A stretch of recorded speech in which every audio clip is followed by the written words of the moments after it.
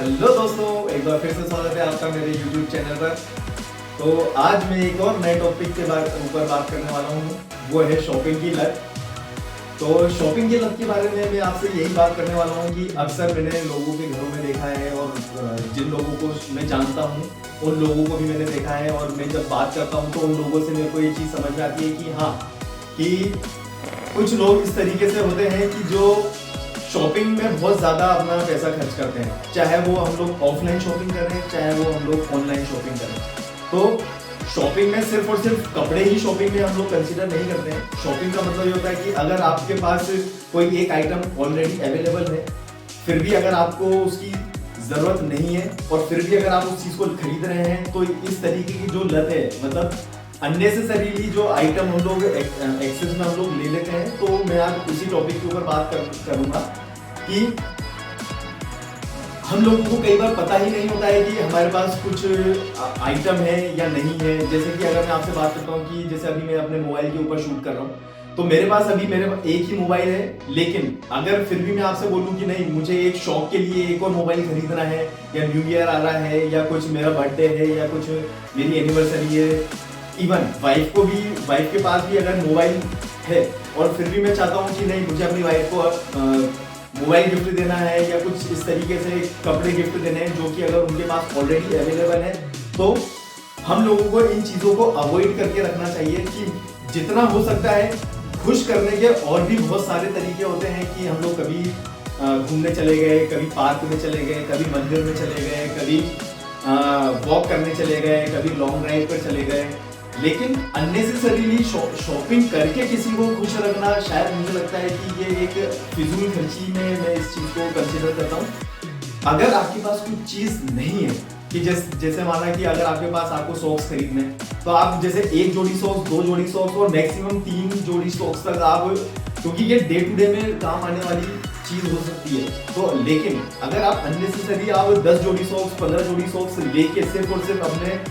Almirahs के अंदर ही उनको रखेंगे, तो वो चीज़ रखे ही आपकी खराब हो जाएगी। तो हमेशा इन चीज़ों का आपको देखना चाहिए, याद रखना चाहिए। इवन बच्चों को भी ये चीज़ आपको सिखानी चाहिए कि अगर आपके पास लिमिटेड चीज़ें अवेलेबल है, तो उन लिमिटेड चीज़ों को ही उपयोग करके हम लोगों को किस तरीके से अपने आप को मेंटेन रखना चाहिए, हमेशा खुश रहना चाहिए। क्योंकि जितनी ज़्यादा चीज़ें आपके पास होंगी, उतना ही आप अननेसेसरीली परेशान होंगे। आपके माइंड में ये 10 चीज़ें 10 बार आएंगी कि यार आज मैं क्या पहनूं, आज मैं क्या नहीं पहनूं, कल मैं क्या पहनूं। इवन अगर मान लीजिए मेरे पास सिर्फ 5 शर्ट हैं और 5 दिन के लिए मेरे पास अलग अलग दिन के लिए मैं अगर शर्ट यूज़ कर सकता हूं, तो छठे दिन वापस से मैं उस शर्ट को एक बार रोटेशन में मैं ले सकता हूं। लेकिन मैं मानता हूं कि शायद कुछ लोगों के लिए ये टॉपिक ऐसा हो सकता है कि फालतू ही टॉपिक है, लेकिन इवन मुझे ऐसा लगता है कि अगर मैं इस टॉपिक के माध्यम से उन लोगों को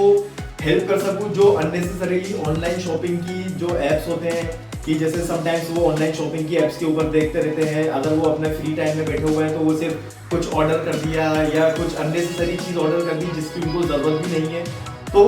मैं इस वीडियो के माध्यम से यही चाहूँगा कि आप उन खर्चों को अपने लिए बचाएं और फॉर फ्यूचर अपने लिए उन पैसों को थोड़ा सा सेव रखिए, ताकि